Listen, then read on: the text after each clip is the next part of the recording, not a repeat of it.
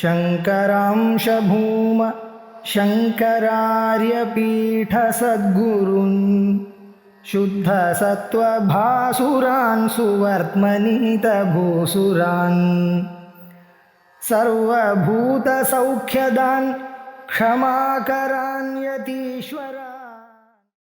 हरिः ओम श्री गुरुभ्यो नमः।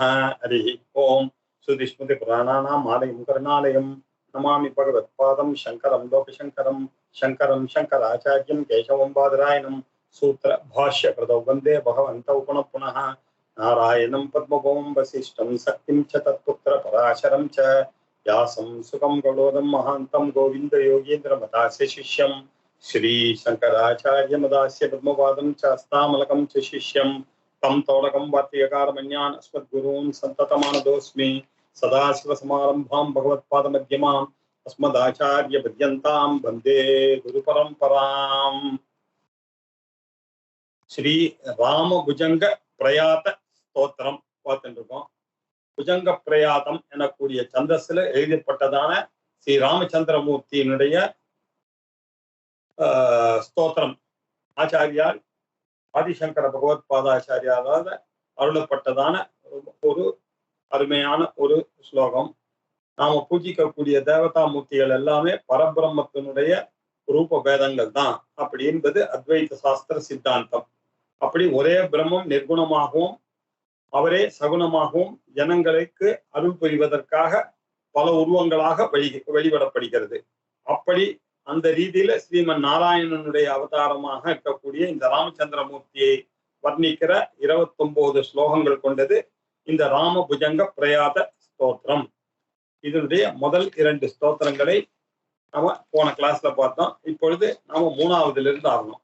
முதல் ஸ்தோத்திரம் விசுத்தம் பரம் சச்சிதானந்த ரூபம் குணாதாரமாதாரஹீனம் வரேண்யம் மகாந்தம் விபாந்தம் குஹாந்தம் குணாந்தம் சுகாந்தம் ஸ்வயம் தாம ராமம் பிரபத்யே சிவம் நித்யமேகம் விபும் தாரகாக்கியம் சுகாகாரமாகார சூன்யம் சுமான்யம் மகேஷம் கலேஷம் சுரேஷம் பரேஷம் நரேஷம் நிரீஷம் மஹீஷம் பிரபத்யே பார்த்தோம். இப்பொழுது 3வது ஸ்லோகம். யதா வர்ணயத் கர்ணமூலேந்த காலே शिवो राम रामेति रामेति काश्यां तदेकं परं तारक ब्रह्म रूपं भजेहं भजेहं भजेहं भजेहं. ஒரு பெரிய விஷயத்தை சொல்லுகிறார். இதுல நம்ம ஊர்ல நம்ம எல்லாருக்கும் தெரிஞ்சது காசி க்ஷேத்திரம். ஒவ்வொரு இந்துக்களும் நாம வாழ்க்கையில போய் தரிசனம் பண்ண வேண்டியதாக இருக்கக்கூடிய காசி விஸ்வநாதரும் அந்த கங்கையும், அந்த கங்கையில போய் கர்மாக்களை பண்ணுவதும் அங்க ஸ்நானம் பண்ணுவதும் எல்லா பாபங்களையும் நீக்கும், எல்லா புண்ணியங்களையும் நமக்கு அளிக்கும்ன்ற ஒரு நம்பிக்கையில நாம இருந்து கொண்டிருக்கக்கூடிய காசி க்ஷேத்திரத்தை பத்தி சொல்றார். இதுல இந்த காசி க்ஷேத்திரத்துல இப்பவும் பாத்தீங்கன்னா நிறைய பேரு காசியிலேயே போய் செட்டில் ஆயிடுவாங்க. இந்த வயசான காலம் வந்துருதுன்னாக்கா எல்லாருக்கும் ஒரு நம்பிக்கை என்னன்னா, காசியில போய் மரணாத் முக்தி, காசியில போய் யார் அவன் மரணம் அடைகிறானோ அவனுக்கு முக்தி நிச்சயம் அப்படின்னு நம்ம சாஸ்திரங்கள் சொல்றதுனால எல்லாருக்கும் காசியில மரிக்கணும் அப்படின்றதுதான ஒரு ஆசை. இல்ல மரிச்சா அட்லீஸ்ட் காசி ஜலத்துல இருந்து தண்ணியாவது அந்த பிரேதத்துக்கு ஊற்றி நம்ம பண்றதை இன்னைக்கும் பார்த்து கொண்டிருக்கோம். நம்ம ஊர்ல ஒவ்வொரு கிரகத்திலையும் இது இன்னைக்கும் நடந்து கொண்டிருக்கிறது. அப்படி காசியிலேயே மரிக்கணும் அப்படின்னு எல்லாரும் நினைக்கிறாங்க. அப்படின்னு சொன்னான்னா காசி க்ஷேத்திரத்துக்கு அவிமுக்த க்ஷேத்திரம் அப்படின்னு பேரு. முக்தியை கொடுக்கக்கூடியதான் ஒரு க்ஷேத்திரம். அந்த க்ஷேத்திரத்துல சிவபெருமான் என்ன ஒரு சங்கல்பம் பண்ணிட்டு இருக்கார் அப்படின்னாக்க, இங்க யார் யாரெல்லாம் வருகிறாரோ அந்த ஜீவராசிகள் யாரா இருந்தாலும் அவரை கரையேற்றுவேன் அப்படின்னு ஒரு சங்கல்பம் வைத்து கொண்டு அவர் என்ன சொல்றாரு, யார் யாரெல்லாம் இங்க வருகிறார்களோ அவர்களுக்கெல்லாம் காதுல ஒரு உபதேசம் பண்றார் அப்படின்னு நம்பிக்கை. காதுல அவர் என்ன பண்றார், ராமா ராமா ராமா அப்படின்னு 3 தடவை. ரா என்றால் கடபயாதி சங்கைப்படி 1ன்னு அர்த்தம், மான்னா சைபர்னு அர்த்தம். ஸோ ராமா அப்படின்னு சொன்னா 10 தடவை பகவான சொன்னதாக ஆகும். இன்னொரு தடவை ராமராமா அப்படின்னு சொன்னா 100 தடவை சொன்னதாக ஆகும். ராமராமா அப்படின்னு சொன்னா 1000 தடவை. இப்படி ஸ்ரீராம ராம ராமேதி ரமே ராமே மனோரமே சஹஸ்ரநாம தத்துல்யம் அப்படின்னு சஹஸ்ரநாம தத்துல்யம் அப்படின்னு சொல்லியிருக்கு. 3 தடவை ராமநாமத்தை சொன்னா அது 1000 நாமாக்களை, பகவானுடைய நாமாக்களை, நாராயணனுடைய நாமாக்களை, மகாவிஷ்ணுனுடைய நாமாக்களை சொன்னதான பலன் அப்படின்னு பார்த்திருக்கோம். இங்க எப்படி அப்படின்னா, ஒவ்வொரு பிராணிகளுக்கும் அவர் என்ன பண்றாரு, சாகர சமயத்துல வலது காலத்துல அவர் இந்த ராம மந்திரத்தை சொல்லுகிறார். அதனால அவர்கள் என்ன பண்ணுவாங்க, இப்பவும் பாத்தீங்கன்னாக்க காஷி கஷேத்திரத்துல பிரேதங்கள் போச்சுன்னா ராமநாம சத்யஹை, ராமநாம சத்யஹை, ராமநாம சத்யஹைன்னு சொல்லிட்டே தூக்கிட்டு போவாங்க. அந்த ஊர்ல ஒரு விசேஷம் வேற இருக்கு. இப்போ எனக்கு நடந்த ஒரு எக்ஸ்பீரியன்ஸ் சொல்றேன். ஒரு கடையில புடவை வாங்கிட்டு இருக்கோம். வாங்கிட்டே இருக்கும்போது, சார் ஒரு நிமிஷம் அப்படின்னு சொல்லிட்டு அந்த கடையில வேலை செய்யறவங்க எல்லாம் எழுந்து வெளியில போயிட்டாங்க. என்னடான்னு பார்த்தா, நானும் பின்னாடி போய் பார்த்தேன். என்னடா இவங்க எல்லாம் திடீர்னு கிளம்பி போவாங்களேன்னு பார்த்தா, அங்க வாசல்ல ஒரு பணத்தை தூக்கின்னு போயிட்டு இருக்காங்க. இவங்க எல்லாம் போன உடனே, அந்த கடையில போன உடனே அவங்க என்ன பண்றாங்க, இவங்களுக்கு அந்த பிளேஸை கொடுத்தாங்க. கொஞ்ச தூரம் இவங்க அப்புறம் இன்னொரு நாள் வந்த உடனே அதை முடிச்சுட்டு உடனே வியாபாரத்துக்கு அப்படியே கடையை விட்டுட்டு போய் பண்றாங்க. ஏன்னா எல்லாரும் போறவர்கள்லாம் முக்தி அடைகிறார்கள்ன்ற நம்பிக்கை. அதனால அந்த ஒரு கைங்கரியத்துல எல்லாரும் ஈடுபடணும் அப்படின்னு இன்னைக்கும் இப்போ எல்லாரும் ராமநாம சத்யஹை, ராமநாம சத்யஹை அப்படின்னு சொல்லிட்டு ராமனுடைய பேரை சொல்லி சேவிச்சு அந்த ஆன்மாவானது நல்ல கதியை அடைய வேண்டும் அப்படின்னு சொல்றார். இப்படிப்பட்ட ராமனை நான் சேவிக்கிறேன் அப்படின்னு இவர் சொல்றார். அது எப்படி சொல்றார் அப்படின்னா, அத்திரஹி ஜந்தோஹோ பிராண உத்கிரமமானேஷு ருத்ரஹா தாரகம் பிரம்ம வியாச்சஷ்டே அப்படின்னு ராம தாபினி உபனிஷத் அப்படின்னு ஒரு உபனிஷத். அந்த உபனிஷத்தினுடைய வாக்கியம், அபிமுக்த கஷேத்திரத்துல மதிக்கக்கூடிய பிராணிகளுக்கு பரமசிவன் இந்த தாரக மந்திரமாகிய ராமநாமத்தை உபதேசிக்கிறான்னு ராமரானவர் ஆஞ்சநேயருக்கு கூடுவதாக அங்க வருகிறது. இப்படி ராம மந்திரமே தாரக மந்திரம் அப்படின்னு சொல்றது. தாரக மந்திரம் அப்படின்னா தாண்டர மந்திரம். எதை தாண்டிக்கிறோம்? பாபத்தை தாண்டிக்கிறோம். சம்சார கடலை தாண்டும்படி செய்து அக்கறை சேர்ப்பதற்கு தான் இருப்பதனால இதுக்கு தாரகம் அப்படின்னு பேரு. இப்படி ராம மந்திரத்துக்கு தாரக நாமான்னு பேரு. ராம மந்திரத்துக்கு பிரணவம் அப்படின்னு சொல்ற பேரும் உண்டு. இப்படியாக காசியில யார் செத்து போனாலும் சிவபெருமானானவன் அவளுடைய வலது காதுல ராமநாமத்தை உபதேசிக்கிறார். இப்படி ஒவ்வொரு மனிதரும் சாகும் பொழுது அங்க, அதனால இப்ப என்னாச்சு, காசி கஷேத்திரத்து எல்லாம் வயசாகி போச்சுன்னா எல்லாம் போய் அங்க தங்கணும் அப்படின்னு நினைக்கிறாங்க. அங்க போனாக்க அங்க அந்த ஹரிஷ்சந்திரா காட் அப்படின்னு ஒரு குளியல் நடக்கிற இடம் இருக்கு. அங்கதான் இந்த பிணங்களை எல்லாம் எரிப்பார்கள். அந்த எரிச்சு அந்த சாம்பலை வைத்து கொண்டுதான் விஸ்வநாதருக்கு அபிஷேகம் பண்ணுவார்கள் சாம்பல்னால. இப்படியாக அந்த வியக்தியானவர் இறந்த பிறகு முக்தியை அடைகிறார். எங்க அவிமுக்த கஷேத்திரம் என்று சொல்லக்கூடிய காசி கஷேத்திரத்துல அப்படின்ற இந்த ஒரு ரகசியமான ஒரு தத்துவம் ராமதாபினி உபனிஷத்திலேயே வந்திருக்கு. உபனிஷத்திலேயே சொல்றது, சுமூர்ஷோ தட்சிணே கர்ணே யஸ்ய கஸ்யாபி வா ஸ்வயம் உபதேக்ஷசி மன்மந்திரம் சமுக்தோ பவிதா சிவஹா.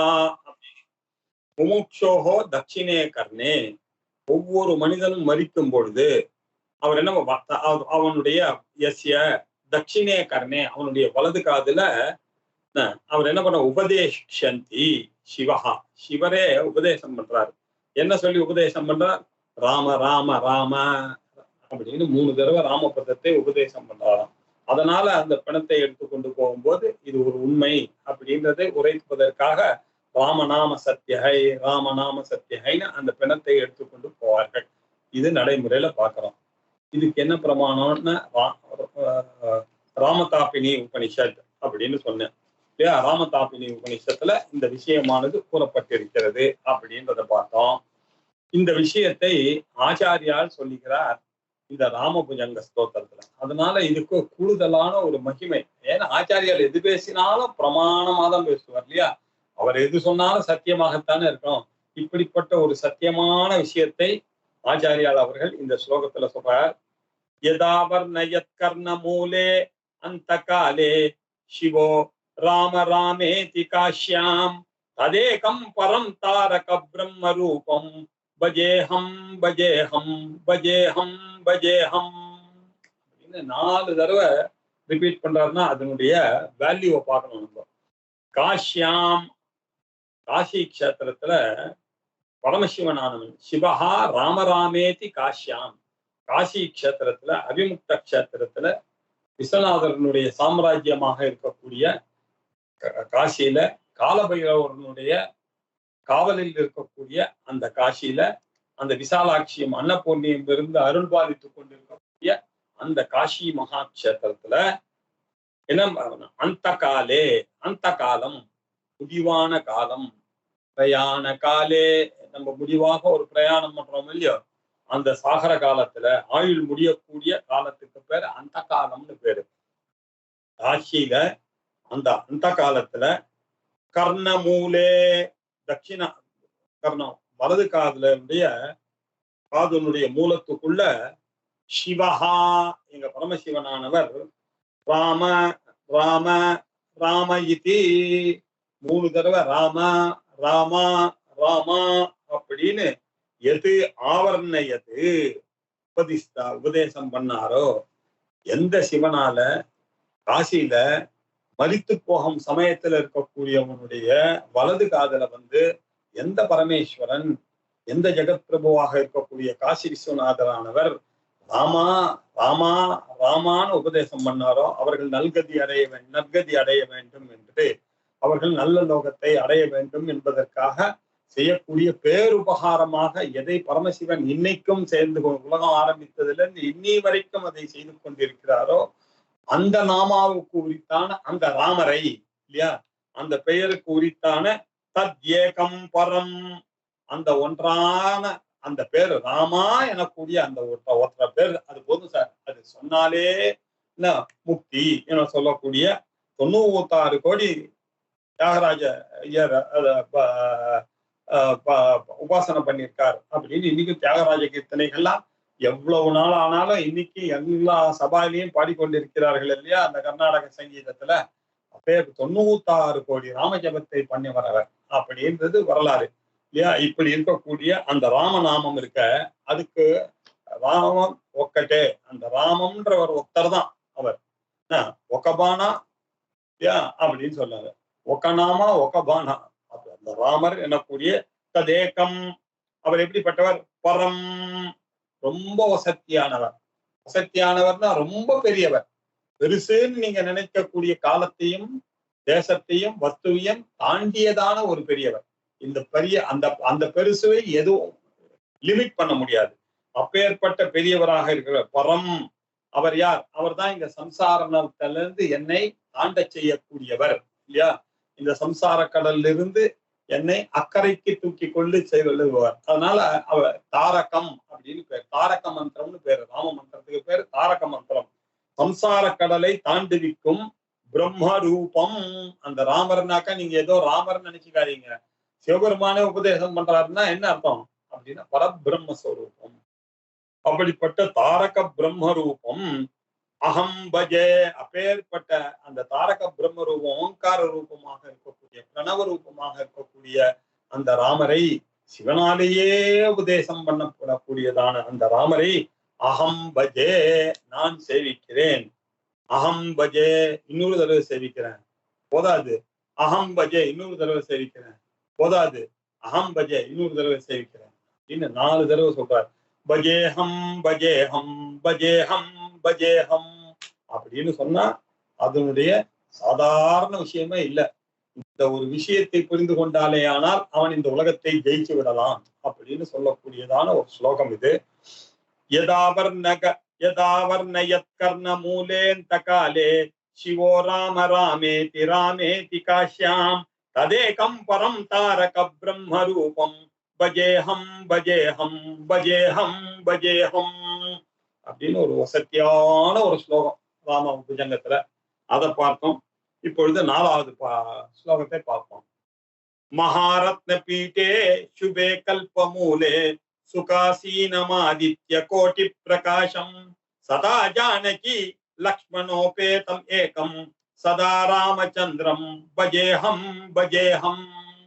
திருப்பி திருப்பி குதூகலம் அவருக்கு, ஆச்சாரியாருக்கு. அந்த ராம சப்தத்தை சொல்றதுனால வரக்கூடிய ஆனந்தம் இப்படிப்பட்ட ஆனந்தம்னு சொல்லவே முடியாது. அது அவாவாளுக்கு அனுபவிச்சாதான் தனியா இருக்கும்போது நீங்களும் சொல்லி பாருங்க. அந்த ராமா ராமான்னு சொன்னா அதுல வரக்கூடிய ஒரு ஆனந்தம், அதுல இருக்கக்கூடியதான ஒரு மனத்தெளிவு, அப்பேற்பட்ட அந்த ராமனை பஜேஹம் நான் சேவிக்கிறேன் ஆச்சாரியாலே சொல்றார் அப்படின்னா நீங்க பாத்துக்கணும் இல்லையா? அப்படிலாம் நம்ம எல்லாம் எப்படி பண்ணணும் அந்த உபாசனைன்றத பாருங்க. மகாரத்ன பீட்டே சுபே கல்பமூலே. மகாரத்ன பீடம். அவர் ராமர் எங்க தெரியுமா? பெரிய சக்கரவர்த்தி, சார்வபௌமன் அப்படின்னு பேரு. தசரத சக்கரவர்த்தியினுடைய பிள்ளையாக இருந்தார். அவருக்கு எல்லாரும் ராமராஜ்யத்தை பார்த்து அதிசயப்படாதவர்களே இல்லை. அவர்கள் பல திக்விஜயங்கள்லாம் பண்ணி, பல அஸ்வமேத யாகங்கள்லாம் பண்ணி எல்லாரையும் ஜெயிச்சதான ஒரு மகா சக்கரவர்த்தியாக இருந்தவர். அந்த சக்கரவர்த்தியினுடைய ஆசனம் எப்படி இருக்கும் கொஞ்சம் நினைச்சு பாருங்க. மகாரத்ன பீட்டே. மகாரத்னங்கள், உலகத்திலேயே வசந்ததான ரத்னங்களால பறிக்கப்பட்டதான ஒரு சிம்ஹாசனம். மகாரத்ன பீட்டே, அந்த சிம்ஹாசனம் எனக்கூடிய அந்த பீட்டத்துல உட்கார்ந்துட்டு இருக்கிற சுபே பரமமங்கல ஸ்வரூபம். சிவன் அப்படின்னாக்கா என்ன அர்த்தம்? மங்களம் இல்லையா? சிவஸ்வரூபம்னா என்ன அர்த்தம்? பரமமங்கல ஸ்வரூபம், சுபஸ்வரூபம், கல்யாண ஸ்வரூபம் இல்லையா? அதாவது ஸ்வஸ்தி ஸ்வரூபம். இப்படி எல்லா வார்த்தைகளும் என்ன குறிக்கிறது? மங்களகரமான அப்படின்னு. அப்படிப்பட்ட மங்களகரமான கல்பமூலே மங்களகரமாக இருந்து கொண்டிருக்கிறார். சிறந்த ரத்ன சிம்மாசனத்துல உட்கார்ந்திருக்கார்.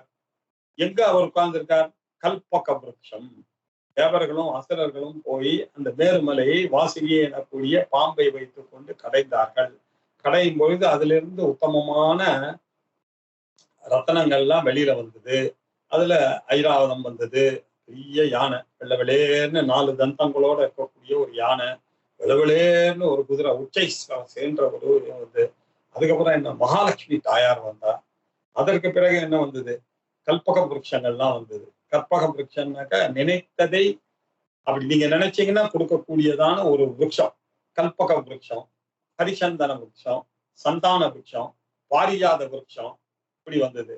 அமிர்தம் வந்தது இல்லையா? எல்லாம் வந்தது, எல்லாம் ரைட்டு. அப்புறம் கடைசியில காலகால விஷமும் வந்தது. அதை இப்ப பகவான் எடுத்திருந்தார். அது வேற கதையா போயிடும். இப்ப என்ன அர்த்தம்னா, கல்பக விருட்சம் அதுல இருந்து உண்டானது. அந்த கல்பக விருட்சத்தினுடைய குணம் என்ன? நீங்க என்ன கல்பிக்கிறீர்களோ, கல்பனை பண்றீங்களோ, அது உடனே உங்களுக்கு கொடுக்க. அதனால அது கல்பக விருட்சம், காமதேனுன்னு 2 விஷயங்கள் அந்த மேருமலையில இருந்தது. அதே மாதிரி காமதேனும் நீங்க என்னென்ன கேட்கறீங்களோ அதை உடனே சொரியும், பாலா சொரியும் உங்களுக்கு. இப்படி இருக்கக்கூடிய அந்த கல்பக விருட்சத்தினுடைய மூலத்துல கல்பக விருட்ச மூலே, கல்ப மூலே அப்படின்னு பண்ணார். மூலையில எப்படி உட்கார்ந்துருக்காரு எங்க மங்களகரமான ராமர், எங்க ராமச்சந்திர மூர்த்தி எப்படி உட்கார்ந்துருக்கார்? சுகாசீனம், சுகமா அப்படி உட்கார்ந்து, அப்படி ஸ்வஸ்திகாசனத்துல அப்படி ஜம்முன்னு உட்கார்ந்துருக்காரு. சுகாசீனம் அமர்ந்திருக்கக்கூடியவர். அவர் எப்படி இருக்காரு? ஜொலிக்கிறது. அந்த ராமரை நினைத்தார். ராமர் எப்படி இருக்காரு?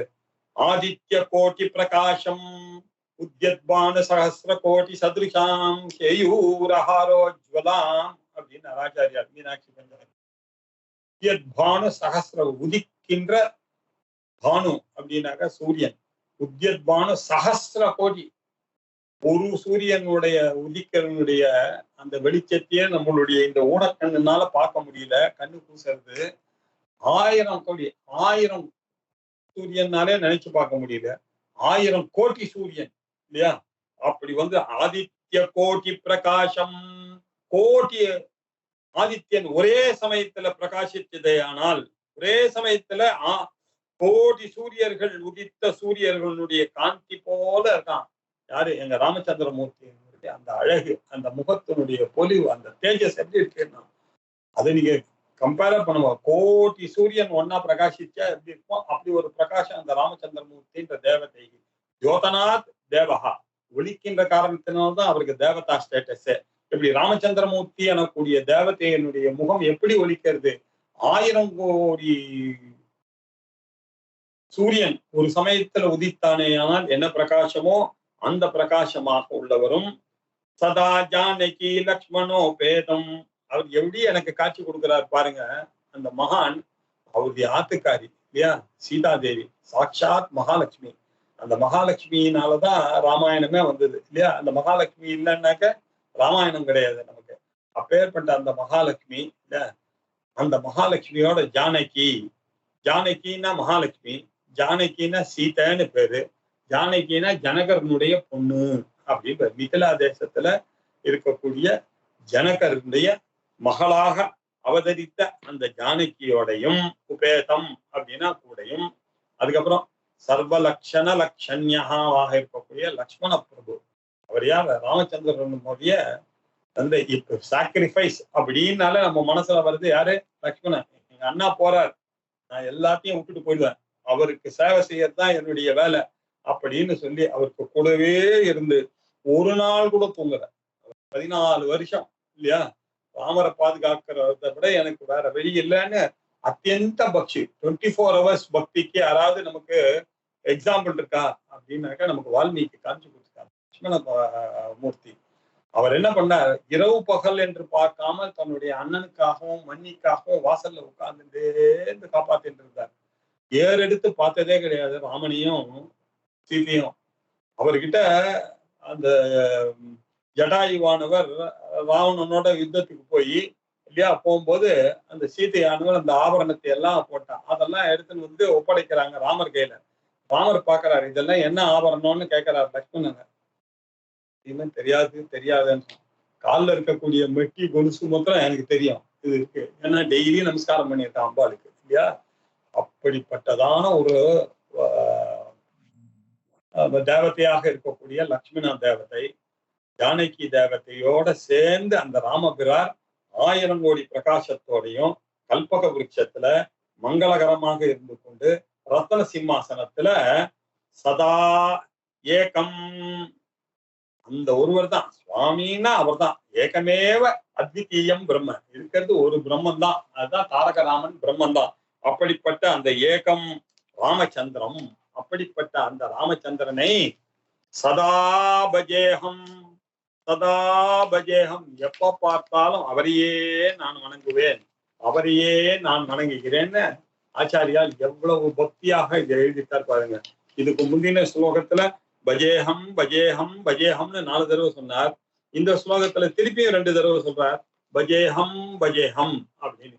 இப்படி கல்பக விருட்சத்துல மங்களகரமான உயர்ந்த ரத்ன பீடத்துல சுகாசனத்துல யோகாசனத்துல உட்கார்ந்து கோட்டி சூரியனுக்கு ஒப்பாக பிரகாசித்து கொண்டு சீதா பிராட்டியோடையும் அந்த லக்ஷ்மணனோடையும் இருந்து ஒப்புயர்வற்ற இல்லையா, அவர் தஸ்ய சமஹா தத் சமஹா, அதுக்கு சமமானதும் இல்லை, அபியதிகம் குதஷ்டித், அதுக்கு அதிகமான ஒப்பு உயர்வு அற்றதான ஒரு ஸ்வரூபம், ஏகம் ஸ்வரூபம் ராமச்சந்திர ஸ்வரூபம்.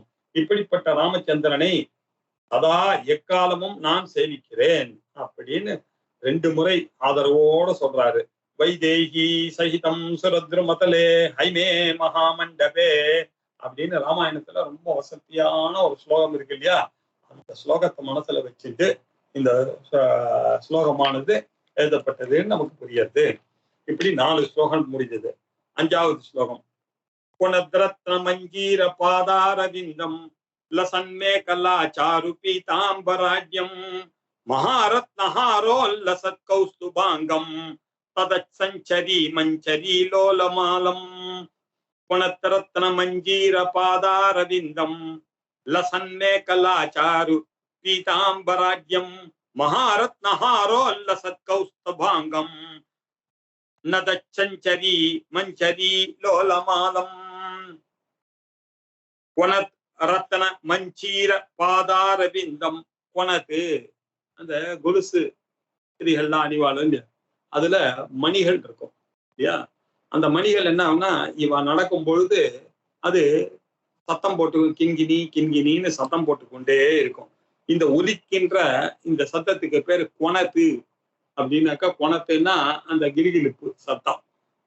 கொணத் ரத்ன, இப்படி ஒலிக்கிற ரத்னங்கள் பதித்த கொலுசு போட்டு இருக்கா அம்பாளானவள் இல்லையா? அது எங்க மஞ்சீரம் அப்படின்னாக்க கொலுசு. கொணத்திரத்தன மஞ்சீர ஒலிக்கின்ற ரத்னங்கள் பதித்த கொலுசுகளோட இருக்காள். அது எப்படி இருக்கு? அவருடைய காலுக்கு பாதாரவிந்தம், அவருடைய பாதங்கள் இரு திருவடியும் அரவிந்தம் மாதிரி இருக்கிறது, தாமரை மாதிரி இருக்கு. தாமரை போன்ற திருவடிகளை உடையவராக இருக்கிறார்.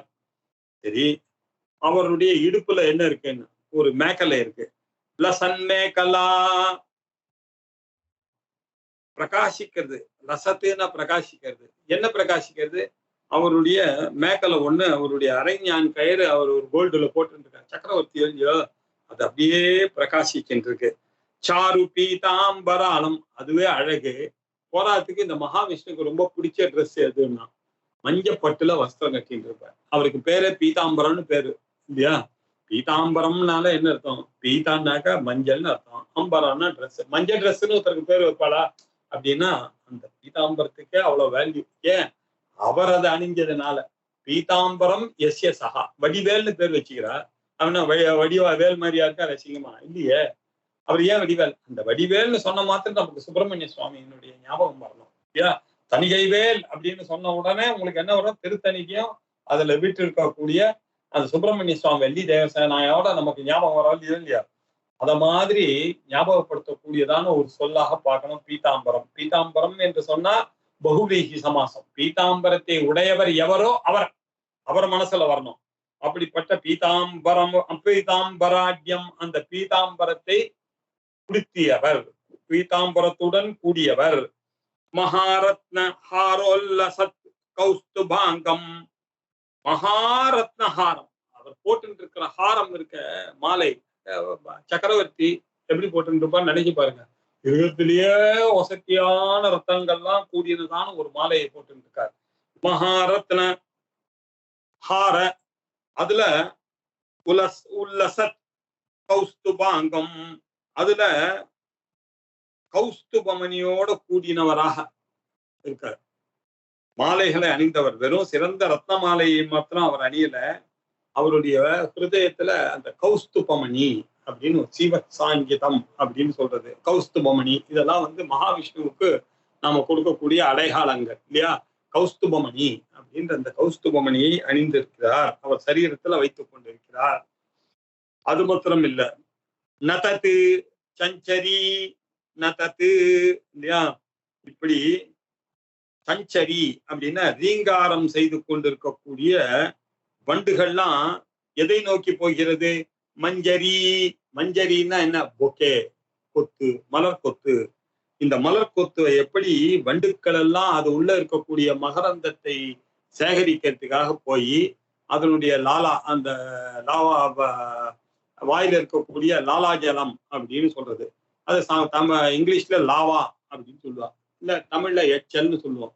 அந்த எச்சலோட சேர்ந்து அந்த மகரந்த தூள்கள் ஆன உடனே அது என்னவாருது? தேனாக ஆகிறது. தேனீக்கள் அதை தான் பருகிறது. அதுகிட்ட இருக்கக்கூடிய தேனை தான் நாம எடுத்து வச்சுட்டு அந்த ராமருக்கு அபிஷேகம் பண்றோம் இல்லையா? அந்த மதுரமாக இருக்கக்கூடிய அந்த தேனை கொடுக்கக்கூடிய வண்டுகள் எப்படி மஞ்சரி, நதத்து சஞ்சரி மஞ்சரி, இந்த ரீங்காரம் செய்யக்கூடிய தேனீகள்லாம் இந்த பூங்கத்தோட லோல மாலம், அது அசைந்தாடுகிறதாக இருக்கக்கூடிய மலர் மாலை வேற அணிஞ்சிட்டு இருக்காரு.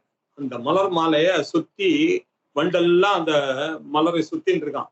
அப்பேற்பட்ட வனமாலி கதீஷார்கி சங்கி சக்கரி சனந்தகி ஸ்ரீமான் நாராயணோ விஷ்ணுர் வாசுதேவோ பிரக்ஷதூன்னு சொல்லக்கூடியதாக என்ன சொல்லுவோம்? வனமாலி. அப்படிப்பட்ட ஒரு அழகிய பூமாலையோட அப்படி அசைந்து ஆடுகின்ற லோல மாலம். அந்த லோலம் அப்படின்னா அசைந்து ஆடுகிறது. அவர் போய் உட்கார்ந்து இருக்கார். அந்த மலர் மாலையானது அப்படியே இருக்கிறது. அப்படிப்பட்ட அவரை சதா அகம் பஜே அப்படின்னு நம்ம சேர்த்துக்கணும். ஏன் இந்த ஸ்லோகத்துல ஆச்சாரியால் விட்டுட்டார். எதுக்காக விட்டார்னாப்பா, நீ உனக்கு தான் தெரியுமா நான் என்ன சொல்லுவேன்னு. அதனால நீ என்ன பண்ணோம், சதா ராமச்சந்திரம் பஜேஹம் பஜேஹம், அப்படிப்பட்ட அந்த ராமச்சந்திரமூர்த்தியை பஜேஹம் பஜேஹம் அப்படின்னு சொன்னார். குணத்ரத்ன மஞ்சீர பாதாரவிந்தம் லசன்மே கலா சாரு பீதாம்பராட்யம் மகாரத்னஹாரோ லசத்கௌஸ்துபாங்கம் தத் சஞ்சரி மஞ்சரி லோலமாலம் அப்படின்னு சொல்லி இப்படிப்பட்ட ராமச்சந்திரமூர்த்தியை நான் வணங்குகிறேன். அகம் பஜே அகம் பஜே அப்படின்னு சொன்னார். ரொம்ப வசதியான ஒரு ஸ்லோகம் பார்த்தோம். இப்படி இன்னைக்கு 3 மொத்தம் சேர்ந்து 5 ஸ்லோகங்களை பார்த்திருக்கோம். இதோட இது முடிச்சு அடுத்த கிளாஸ்ல மேற்கொண்டு பார்ப்போம். ஓம் பூர்ணமத பூர்ணமிதம் பூர்ணாத் பூர்ணமுதச்யதே பூர்ணஸ்ய பூர்ணமாதாய பூர்ணமேவாவசிஷ்யதே. ஓம் சாந்தி சாந்தி சாந்தி. ஹரிஹி ஓம். ஸ்ரீ குருभ्यो நமः. ஹரிஹி ஓம்.